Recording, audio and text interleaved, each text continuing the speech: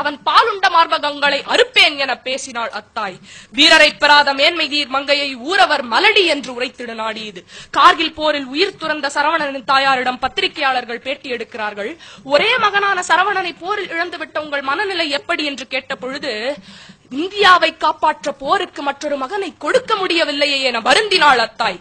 வீமன் திரளும் அவருக்கு இளைய விஜயன் திரளும் விளங்கி நின்ற சேம மணிப்பூன் திருநாடு இது.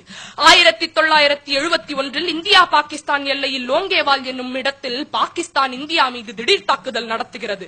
அப்போது முன்னிரவு அந்த எல்லையில் இருந்த இந்திய ராணுவ வீரர்கள் வெறும் 149 பேர் மட்டுமே. இரவு முழுதும் போராடினாலும் ஒரு வீரன் கூட உயிர் மிஞ்ச முடியாது. எனினும் விடியும் வரை போராடினால் இந்திய விமானப்படைக்கு தகவல் கிடைத்து எப்படியேனும் எல்லையை காத்துவிடலாம்.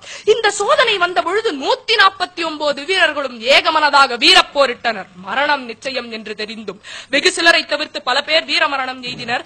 காலையில் விமானப்படை வந்து பாகிஸ்தானிய அதர்ம போரை அடக்கியது. இவ்வீரர்கள் வாழும் வரை போராடவில்லை, சாகும் வரை போராடினார்கள். வாழ்தல் வேண்டி போராடவில்லை, வாழ்விக்க வேண்டி போராடினார்கள். காப்பியமும் புராணமும் இலக்கியமும் வீரத்தினை போற்றியது கத்திபிடித்தவர்களை கருதி மட்டுமல்ல, சத்திய வழி நடந்தாரையும் பக்தியில் சிறந்த அடியாரையும் சேர்த்துத்தான்.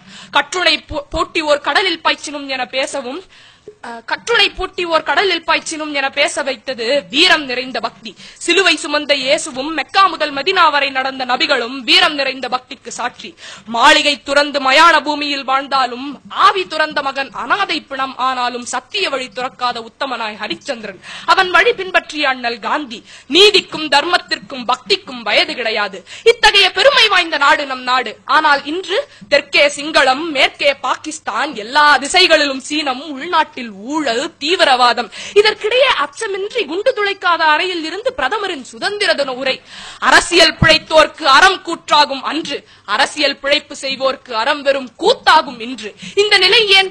மக்களின் மறதி, அச்சம். அதனை நன்கு புரிந்து கொண்ட நமது அரசியல்வாதிகள் தீங்கு தடுக்கும் திறமிலரானோம். அச்சத்தால் அரணற்று போனோம். ராணுவ வீரனின் தலையை வெட்டினால் அது தெரிந்துதானே ராணுவத்தில் சேர்ந்தார்கள் எனும் மந்திரி பேச்சை மறப்போம்.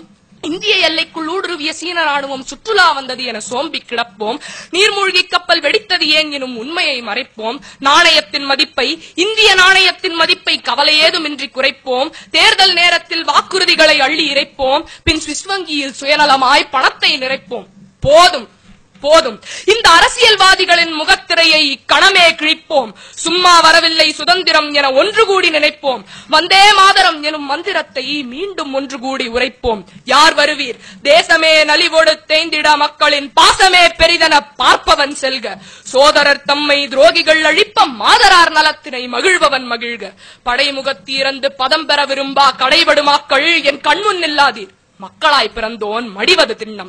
தாய் பிறன் கைப்பட சகிப்பவனாகி நாயன வாழ்வோன் நமரிங்குளரோ.